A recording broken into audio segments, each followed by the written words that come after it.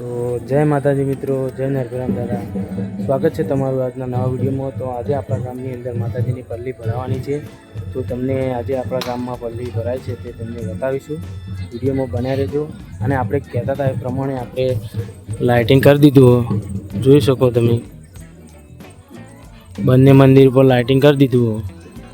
અને આ છે આપણા ગામના મંદિર, હોમમાં રોમાપીરના મંદિરે પણ લગાવી દીધી લાઇટિંગ, પણ ઝૂમ કરીને બતાવી દઉં, જોઈ શકો છો। અને ડેરી ઉપર લાઇટિંગ લગાવી દીધું। અને આપણા ગામની વસ્તી આજે પલ્લી ભરાવાની એટલે કેટલી બધી પબ્લિક આવી જઈએ, બરાબર છે। અને તમને ઢોલનો અવાજ સંભળાતો હશે। તો ચલો હવે સીધા મળીએ ત્યાં પલ્લી ભરાય છે ત્યાં, વિડીયોમાં બન્યા રહેજો, મજા આવશે, બરાબર છે। વિડીયોમાં બન્યા રહેજો, મજા આવી જશે।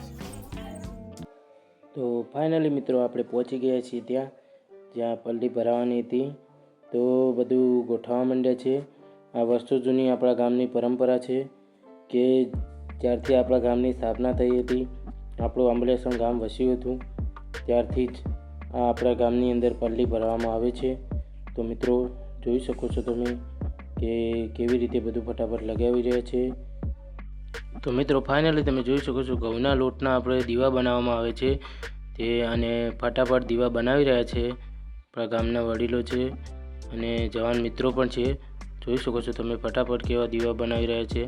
અને પછી તેની અંદર આપણે ઘીના દીવા કરવાના છે, જે તમને ફટાફટ હું વિડીયો થોડો ફાસ્ટ કરીને બતાવી દઉં છું।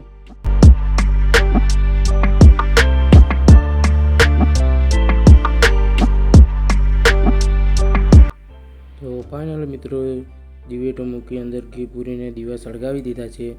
અને હવે સીધા આપણે જઈશું ગામની અંદર, જે આપણા ગામના ગાંધરે થઈને સીધા આપણા માતાજીનું મંદિર છે ત્યાં। તો હવે થોડી વાર પછી તરત જ આપણી પલ્લી માતાજીની છે તે માથા ઉપર લઈ લેશે અને પછી સીધા જઈશું આપણે ગામમાં।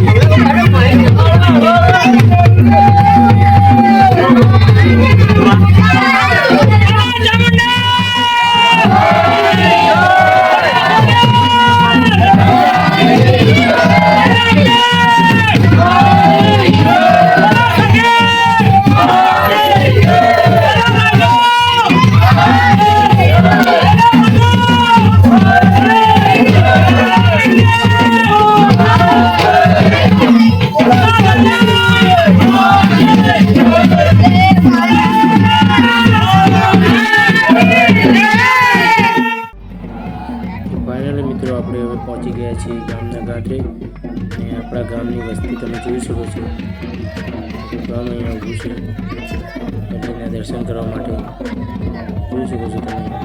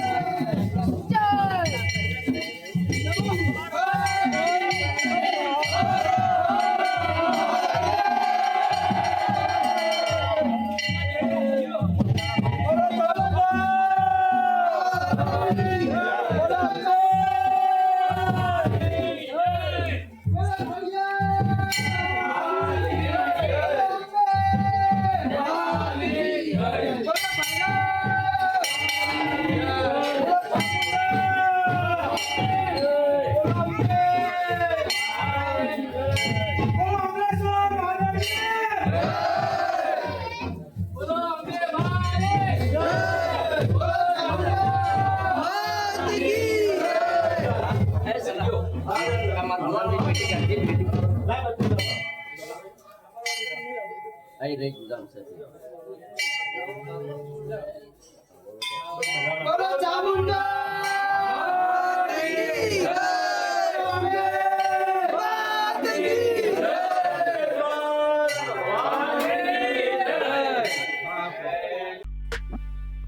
આ છે આપણા ગામનું મંદિર અને આ છે આપણા ગામની પબ્લિક.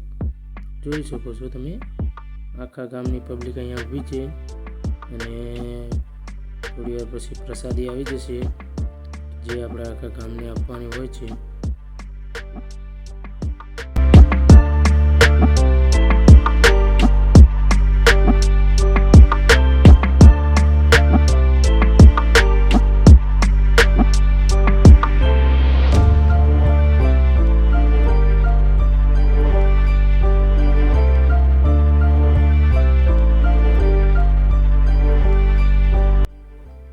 ફાઇનલી મિત્રો પ્રસાદી આવી ગઈ છે અને પ્રસાદી આપવા માંડે છે આપણા મિત્રો અને ફટાફટ હવે પ્રસાદી આપી દેશે અને પછી ઢોઢીને પણ પ્રસાદી આપી દીધી છે. જોઈ શકો છો તમે ફટાફટ.